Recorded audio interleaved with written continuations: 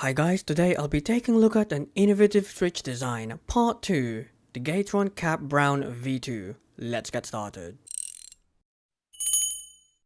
Now, this is the tactile variant of the Cap series, so it features the exact same design I've explained in my last video. So check that out if you want to learn more about the ins and outs. Now, pricing wise, these are $23 for 35 switches on Gateron's website, placing these in the upper mid range. And this is what they look like when disassembled. Feel free to pause the video. Now let's move on to the switch characteristics.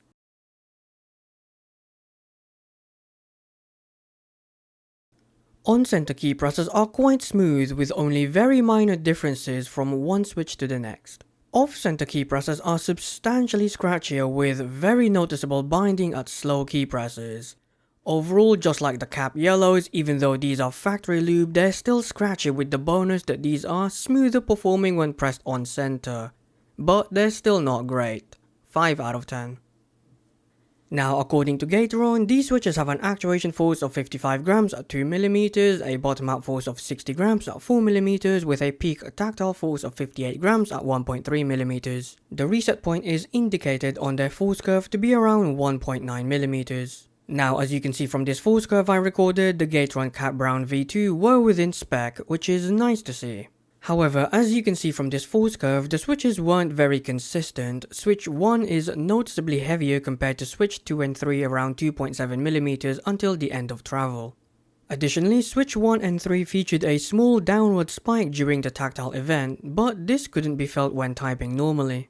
Now here's a force curve comparison against the Gateron Brown. It's very clear the Gateron Brown is the lighter of the two switches, although both their tactility is similar in both strength and sharpness, with the Gateron Brown slightly having a stronger, sharper bump. Now here it is against the Akko POM Brown, a switch I regard to be one of the best in its class. The POM Brown is slightly lighter, has an earlier tactile bump and a shorter travel, while also featuring a stronger and sharper tactile bump. Overall, it's a medium weighted switch with noticeable inconsistencies. I do like the weighting, but I don't really recommend this unless you're heavily into switch modding.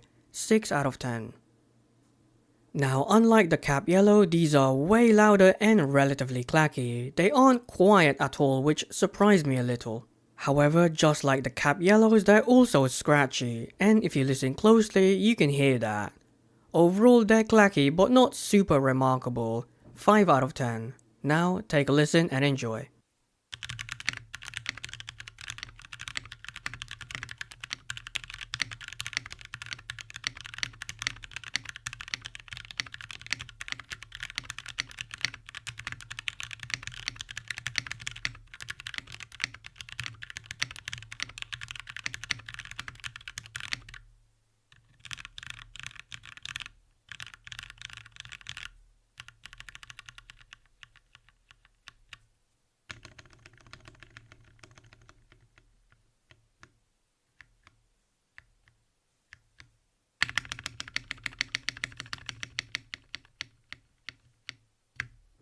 Now, apart from the scratchiness which happily welcomes you, the tactility is nowhere to be found. Additionally, their inconsistency is also at present, although surprisingly I didn't make as many typos as I normally would, so I guess that counts for something then, right? Overall, these were unimpressive. These kind of remind me of Cherry MX Brown clones, and that statement isn't too far from the truth either. 4 out of 10.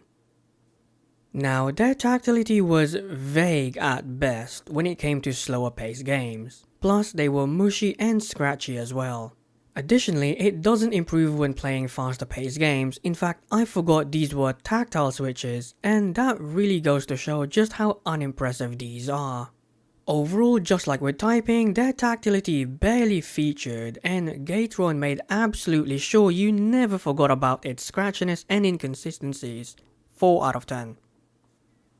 In conclusion, just buy the Gateron Brown, and if you've been a long time viewer, you'll know that I called that a boring switch. But it is the better option, or if you can, the Akko POM Brown is another solid alternative. The final score for this switch is 25 out of 50 or 50%, which makes this one of the worst tactile switches I've ever tested. And that's it. Next time I'll be taking a look at another tactile switch. Anyway, until then, take care and goodbye.